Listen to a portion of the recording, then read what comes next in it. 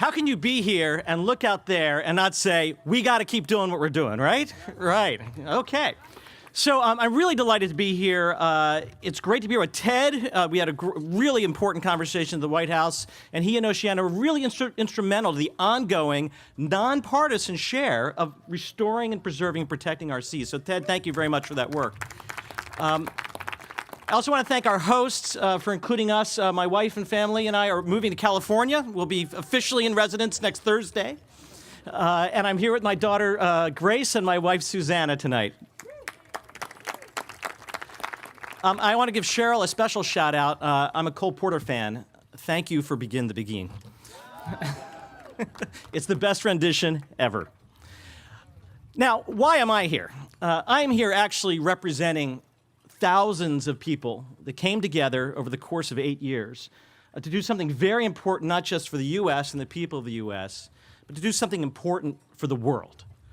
And that is to begin to look at our undersea natural resources, our undersea geologic resources, our undersea treasures in the same way that we look at them on the land.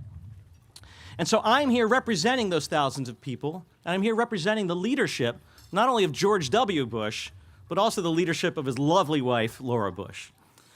Now, let me tell you a little bit about what we're celebrating, because this isn't celebrating me, this is celebrating an event. And the event was 4 of the largest ocean resource conservation areas in the Pacific Ocean, representing more than 325,000 square miles. Now, how much is that? That's more than 200 million acres. So how much is that? Well, that's 2 Californias. 2 Californias. In the 8-year period of time that we worked together, we were able to protect and conserve more of America's ocean resources than was accomplished on land over the last 140 years. So we as a nation can do big things. Now, what's important about these resources, they're as close to pristine as you can find. The last places on Earth where we can look at the Earth in its natural condition, a condition unaffected by man. That's important for the future, but it's also important for us now to understand the way it should be, to understand the way it must be. You'll find marine mammals, fish, corals, birds, and some eye-popping geology. Undersea volcanoes spewing out sulfur and creating underwater sulfur pools that you don't find anywhere else in the solar system except on one of the moons of Jupiter. And that's here on Earth. It was U.S. leadership as a result of this effort that has now inspired other countries to do the same. Australia is stretching to the entire Great Barrier Reef system. Ecuador, Chile, Indonesia, and Papua New Guinea, and many other countries are now saying, hey, the U.S. did this, it worked, we need to do it too. And that's why I'm pleased to hear how far-flung Oceana is now in working all of these places to turn these protected areas into well-managed areas. So let me just do 2 things. I know I'm standing between you and dinner, but I just want to give you a tidbit of what it takes to do this and why all of you here are important. Because without you and your support, we can't achieve these big things. So start with Hawaii, the Northwest Hawaiian Islands. It was in June of 2006 that President Bush signed the proclamation that made it a monument. But it took 5 years to do that. And by the way, the 5 years started with everybody being opposed, except for the NGO community. But over a period of 5 years of consensus building at the state level and at the local and at the federal level, we were able to get people to understand the opportunity here, and it was through photo books, like the one Archipelago done by Susan Middleton and David Lichwager, and some of the pictures are going to be showing here. They produced a book that I shared with Mrs. Bush, and I showed it to Mrs. Bush on an airplane. We went through page by page, and this is her response. Jimmy, she called me Jimmy, Jimmy, this is so cool. I got to talk to Georgie about this. And then Jean-Michel Cousteau, again, the great Cousteau family, produced a movie called Voyage to Kure. Well, we premiered it in the White House movie theater, and President Bush sat down with the leading ocean scientists and the leading leaders of the NGO community and talked about how to make this happen. This is the very personal way these things occur. And to give it lasting effect, the Hawaiians adopted it as their own, as they should and they must, and they gave it a Hawaiian name. And that name was Papahanau Mokuakea. Everybody? Papahanau Mokuakea. This will stand as a lasting tribute to their culture. Now, second, so we did that. It was 5 years. I was actually going to leave my job. I was privileged. The president said, Jimmy, he called me Jimmy too, don't leave. what do you want to do? I want you to stay to the end. What do you want to do? I had a list of 10 things, but number one on the list was, well, Mr. President, I'd love to do the rest. I'd love to do the rest. And all he said to that was, I got your back.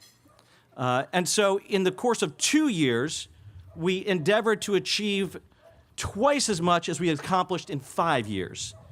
And this time, it wasn't the external interests that were opposed. Most of the opposition came from within the federal government itself. And DOD didn't want to do it, the Navy didn't want to do it, the chairman of the Joint Chiefs didn't want to do it. For some reason, the Interior Department was now concerned about it. The NOAA, of all agencies, were concerned about it. But the president pressed on, I pressed on, and we had a meeting in November of 2008, just 2 months before the president left. And it went for 90 minutes. And if you know anything about president time, no meeting goes 90 minutes.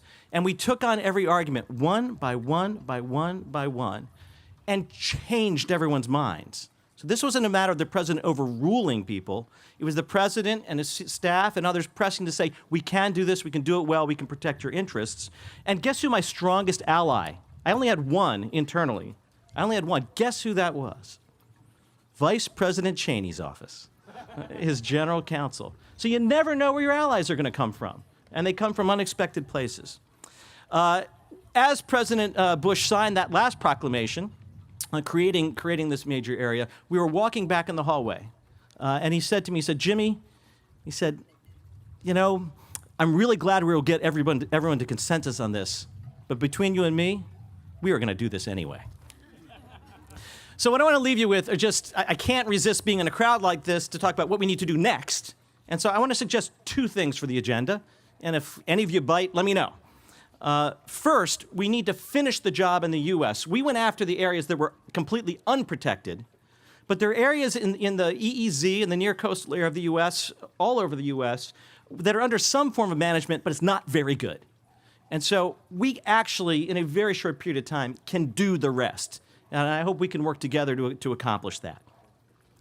Second, the work of Oceana is fabulous, but it's not well known. The work of the other ocean conservation groups are not well known.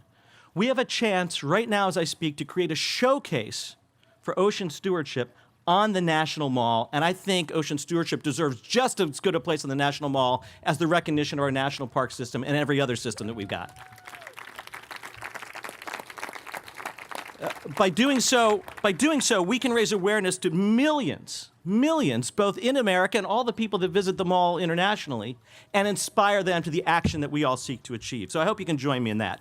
And with that, I'm going to let you get to the next phase of the program. I want to thank you for your personal commitment to restore, to nurture, and to enhance appreciation for the oceans, because these are the resources that restore, nurture, and give all of us joy. So thank you very much.